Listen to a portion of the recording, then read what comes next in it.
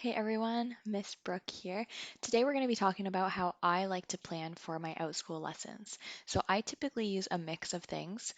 First of all, I usually use Google Slides. So I'm going to start with that today. So all you have to do is go to your Gmail or your Google account and open up your slides here, and you're going to want to click on blank to start you off. And then you're going to kind of see just a blank slideshow. You can name it whatever you want. It's really cool that way because it's always with you. As long as you're logged into Google, you will have access to it, even if you're not using the same computer or if you've done something differently, you will still be able to find your Google Slides. So that's one of the reasons I love to use it. So you're going to want to go ahead and choose a theme. They have lots of good ones. I have a few favorites. I typically go for the ones with lots of color. So I like to choose something like this. So we're going to use this one today. And this gives you kind of a title page. So I always start with my intro page. Kind of if I'm teaching like a music class, I could say, Welcome to music. And I might even put class will begin soon, because if I share my screen to this slideshow before anybody even comes in, this will be the first thing that they see when they come into the classroom. So I'll add some pictures here. I'll do something, kind of to make it look a little prettier. So if you want to know about adding pictures, I'm going to use my newest picture um, that I did for one of my classes here. So all you would need to do is drag that from your picture folder on your computer, and once you have it on here, you can adjust it. So say I was teaching this picture is actually for an emotional regulation class that I'm working on. So let's just say welcome to self regulation. So of course you can adjust this by just moving this around. You might want to make it really small or bigger, however you want to fit it all in. You can adjust to make it go more out to the side like this. And then of course you need to bring this down a little. You kind of just have to play around with it and see what you like and what looks good. So you could do something like this. It's simple. It's just kind of your intro page for something for them to see when they first get here. And then I like to go up here to new slide. And this is where I kind of do introductions. So not only do I give the students a chance to introduce themselves, but I kind of do a little intro page. So I might put some pictures of myself on there. I usually put some pictures of like my cats, me playing guitar, just to kind of show them that, I'm a teacher, but I'm a person. I have interests just like everybody else. It kind of just bridges that gap of student and teacher. It's kind of mixing everything together, if that makes sense, for me anyway. So I kind of like to do that for them and just kind of introduce myself and talk a little bit about myself just for a minute or two. I don't, of course, want to waste a ton of class time, just maybe a short minute. And then I will say, okay, so maybe now you can think of something that you would like to share with the class. So here I would kind of put my intro page, I would choose a color. So maybe I would say I want to go up to here to the background. You could change it to be any color. I like to use the lighter tones like these ones, so I might change it to a nice light blue. And I might write all about me. I could say something like, I'm Miss Brooke. I would put some pictures. You would spice it up a little. I would never just leave a blank slide like this, but just as I showed you here, you can drag any picture that you want onto your slide and you can add them and adjust them. So yeah, just kind of a way to show everybody that you have some interest outside of teaching as well that you would like to share with them. And then I give them the chance and I just say, okay, who wants to raise their hand and go first? They can share a fun fact with the class. It can be something you love to do. It can be your favorite toy. It can be your favorite movie. Give them options because a lot of them kind of at first are shy and they don't really know what to say maybe, or they don't really know what to share. So kind of just give them something maybe to start with. So once we get through the introductions, I get right into my classroom expectations.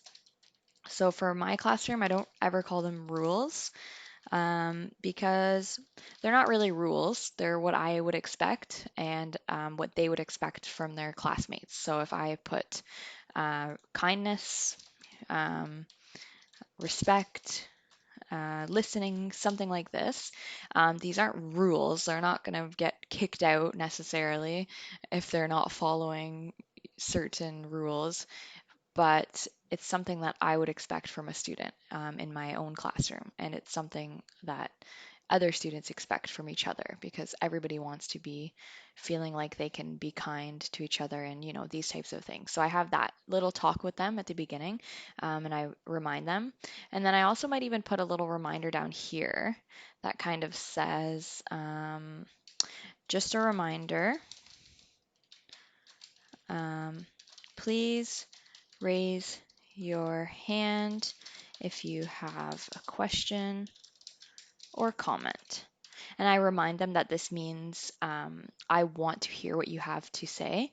For me, it's really important that the students are participating. So I explain to them, it's really, really important that I hear what you want to say. But for that to happen, I need to be able to hear everybody. So if you have something to say, please raise your hand and I will call on you. And then I can make sure I'm really able to hear you and that everybody isn't talking all at once. So I kind of phrase it like that. It's not really like a rule that I make you follow. It's just practical because if I want to hear everybody, then we all need to kind of be respectful of that and wait our turn, basically. So I have that little kind of spiel at the beginning to get us started.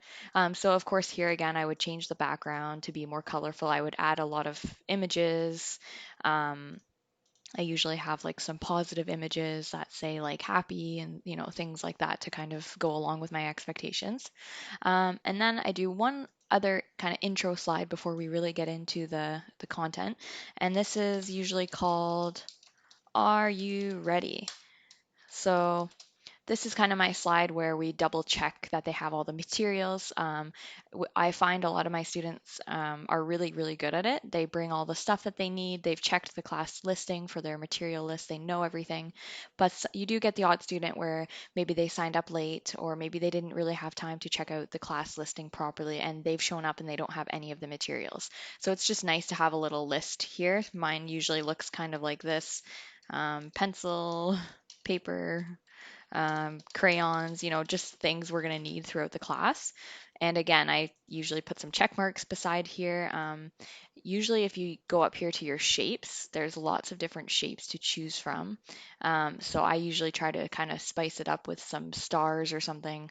You might draw a star like this, and you can also color this in if you want to, like bright yellow. So I might do something like this just to kind of, make it look pretty. So I would do all of that kind of thing with each slide. And of course, I would change my background here. Maybe I want a nice light orange. And then I would go through the list with them really quickly. I would just say, okay, yeah, hold up your pen, your paper, just so I can see everybody's ready to go.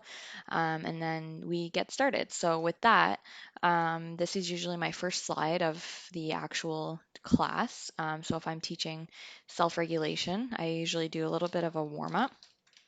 Um, and this is good for any class because it could be an icebreaker, it could be an actual warm up, like if you're doing a fitness class.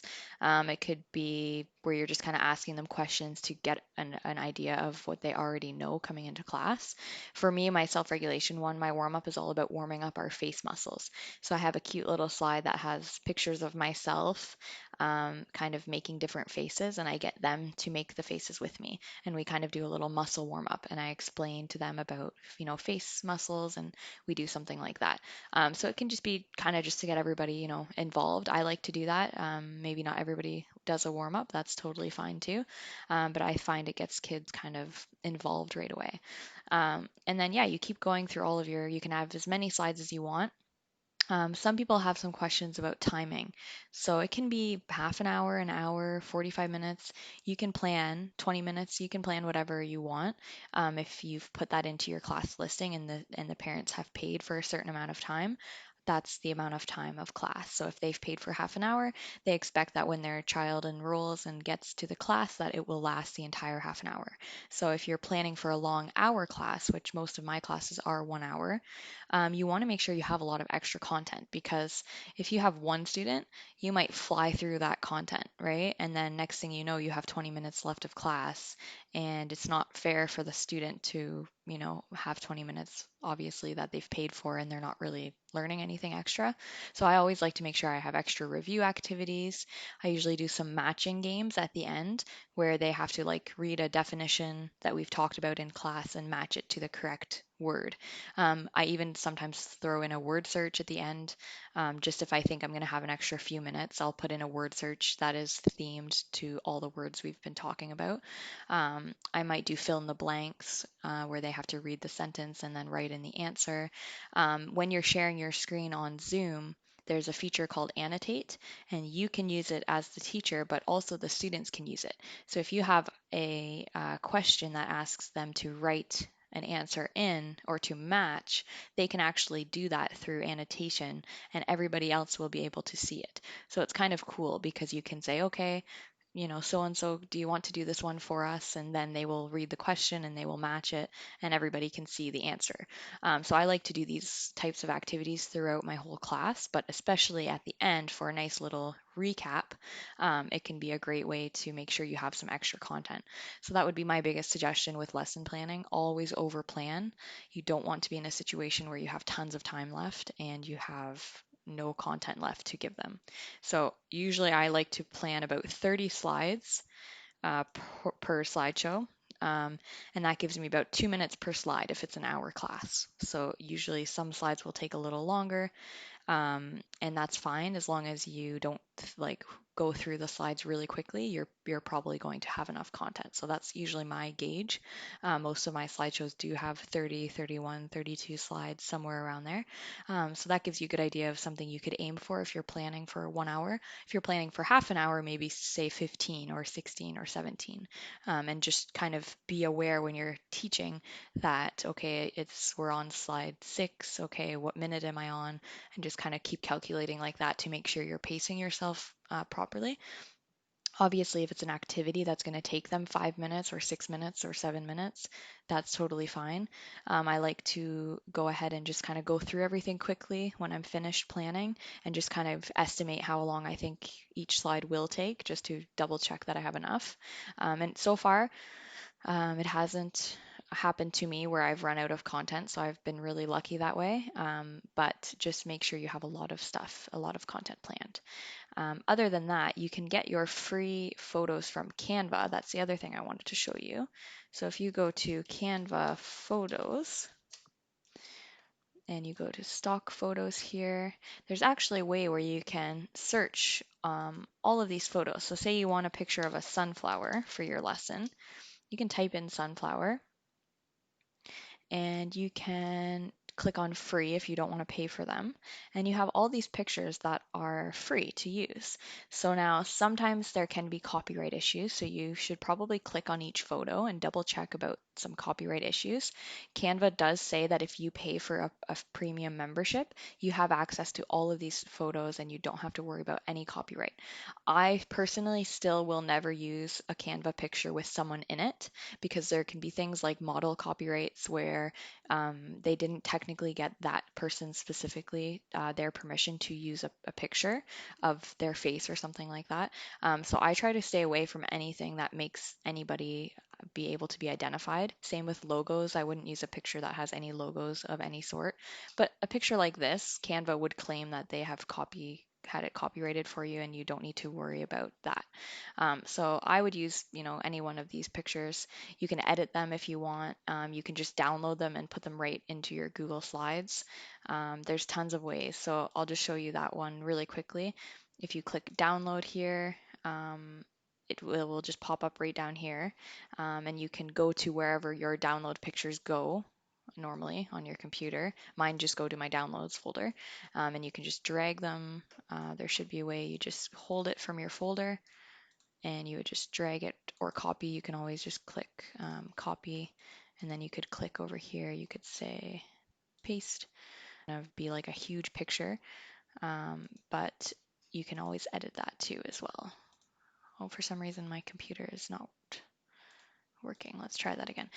There's tons of ways you can do it though. You can just drag it right in. That's usually the easiest way. Oh, there we go. Yeah, or you can copy like I just did there, and then you can kind of, make it small, make it really big. So yeah, that's kind of the main one that I use, Canva. It's really helpful if you're a paid membership for Canva too, because you can get all of the photos that you would ever need. So that's kind of how I do it. So I use a mix of Google and a mix of Canva. There's tons of other websites too that you can use for slideshows, PowerPoint. I hear that you can actually do slideshows on Canva. I haven't really ventured down to that yet, but Google Slides works really well for me personally. Yeah, so basically, number one thing, just make sure you're really focusing on having enough content and that you're going to be prepared and ready to go for whatever might happen during class because sometimes curveballs can be thrown at you and you need to be able to have some stuff ready to just kind of throw in. Yeah, so that's my biggest advice. If you liked this video, give me a thumbs up or drop a comment and let me know if you want to learn anything out about Outschool. Thanks.